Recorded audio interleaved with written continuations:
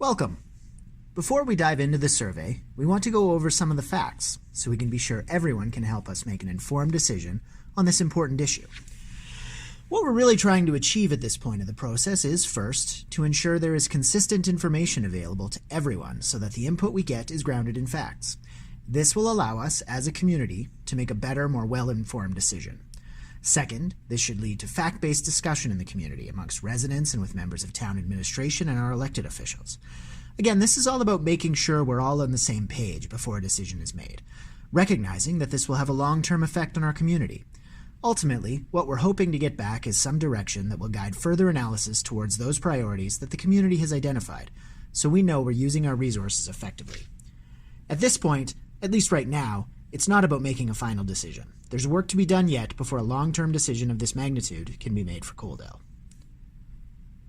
It's important that you know that the figures we use in this discussion don't come directly from us. Instead, they come from looking at available materials, including financial statements and engineering reports, that provide some clarity on what these projects can expect to cost, both upfront and on an ongoing basis. So what happened to the existing pool?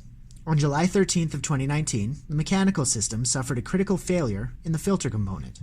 A contractor was brought in to repair the unit, but those repairs were not successful.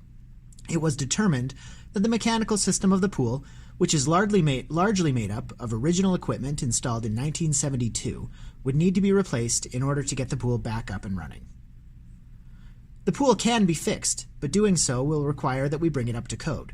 Doing so isn't cheap. The expected cost to replace the mechanical equipment currently is $250,000. This should provide us with about 3 to 5 years of additional life, but this is not certain. There are a lot of questions we need to understand when considering this issue, and it's important for the community to understand that, based on the conversations we've had and the information collected so far, that not everyone in town is likely to agree on what the best solution for this problem is.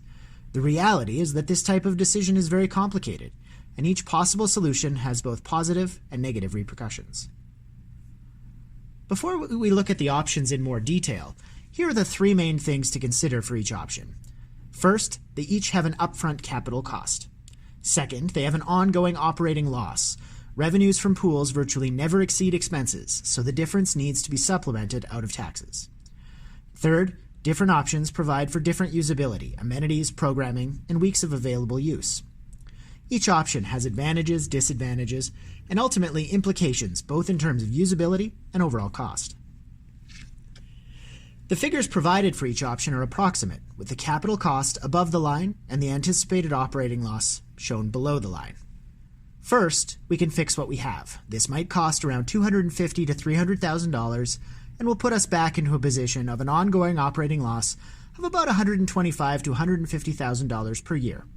The most obvious detraction from this option is that it doesn't necessarily buy us a long-term solution. We could replace what we have with a new small outdoor facility. Similar smaller outdoor facilities of this size, like the recently completed project in Picture Butte, cost around $4 million to construct. The principal issue that stands out here is that the existing pool was built when our community had about 2,000 people, and we have almost 9,000 now, and we continue to grow at a good rate.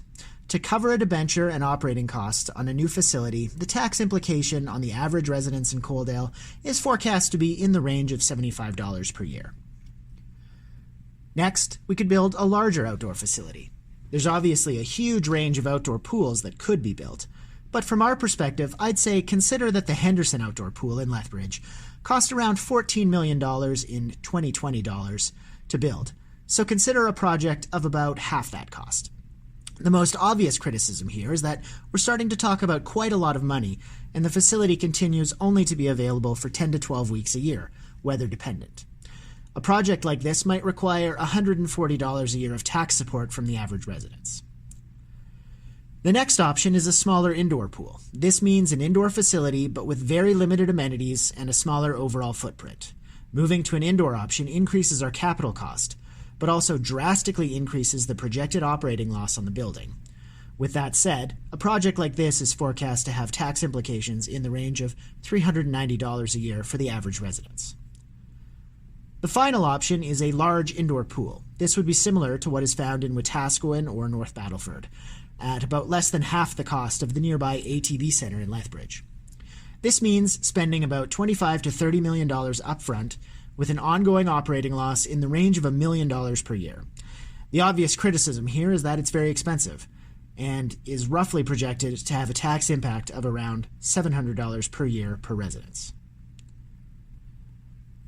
Now that the information is on the table, we'd like you to take a brief survey to give us some guidance on where to go from here. If you want to discuss any of this further, we're happy to talk.